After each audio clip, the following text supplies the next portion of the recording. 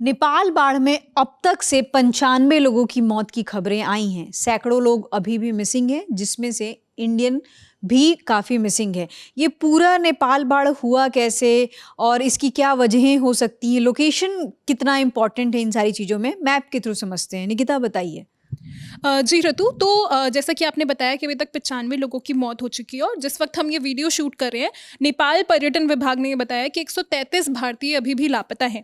तो ये बाढ़ की शुरुआत भोटेकोशी नदी से हुई है। भोटेकोशी नदी में अचानक से आज सुबह करीब 9 बजे बहुत सारा पानी आ गया और ये जो नदी है, आप इस वक्त अपनी स्क्रीन पर मैप पे देख सकते हैं कि ये तिब्बत से निकलती है। तिब्बत से निकलते हुए नेपाल आती है, बिहार आती है और फिर वहाँ से वेस्ट बंगाल और आगे के इलाकों में जाती है। तो भोटेकोशी नदी में जब अचानक से पानी आया तो तिब्बत और नेपाल के बॉर्डर पर एक एरिया है जिसका नाम है रसुवा। तो रसुवा में अचानक से बहुत ज़्यादा पानी भर गया और क्योंकि बॉर्डर के इलाके के पास ये हुआ, तो उस वजह से बॉर्डर के जो चाइना का जो बॉर्डर पड़ता है वहाँ पर भी बहुत तेज़ी से पानी आया है और इसका एक वीडियो भी है जो वायरल हो रहा है इस वक्त। आप स्क्रीन पर देख सकते हैं वो वीडियो।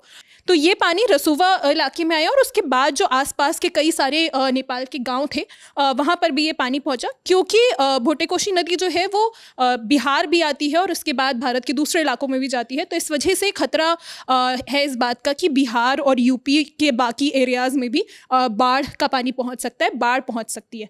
अब रही बात इसकी वजह की, तो कुछ जानकारी ऐसी आ रही है कि ग्लेशियर लेक में जो एकदम से ग्लेशियर पिघले और इस वजह से नदी में पानी एकदम से बढ़ गया है।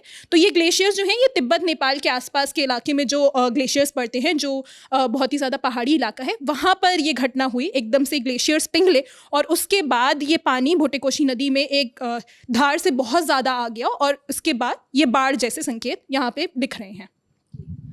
तो जैसा कि निकिता ने बताया, आपको लोकेशन की भी जानकारी दी और यहाँ पे रसुआ इलाके का जिक्र हुआ, जो कि बागमती प्रोविंस का एक जिला है और नेपाल और तिब्बत की सीमा पर लगता है। इस वजह से हम देख सकते हैं कि इसका जो खतरा है वो 3 कंट्रीज़ में लगभग बरकरार है। इंडिया में भी है और नेपाल में तो हैं ही, उसके साथ ही साथ चाइना में भी इसके पहुंचने की खबरें आ रही हैं।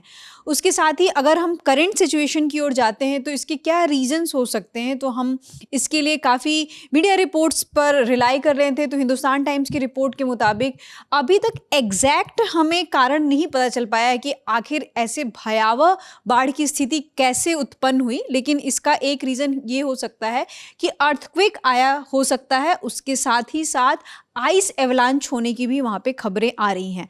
तो फिलहाल इस पूरे वीडियो में यहीं तक जानकारी। नेपाल फ्लड पर हमारी लगातार नज़र बनी हुई है। उसके साथ ही साथ नेपाल फ्लड का इम्पैक्ट उत्तर प्रदेश और बिहार के ज़िलों में कैसा रहा है और क्या पड़ रहा है, उस पर भी हमारी नज़र बनी हुई है। आगे जो भी जानकारी आएगी हम आप तक पहुँचाते रहेंगे। देखते रहिए द लल्लन टॉप।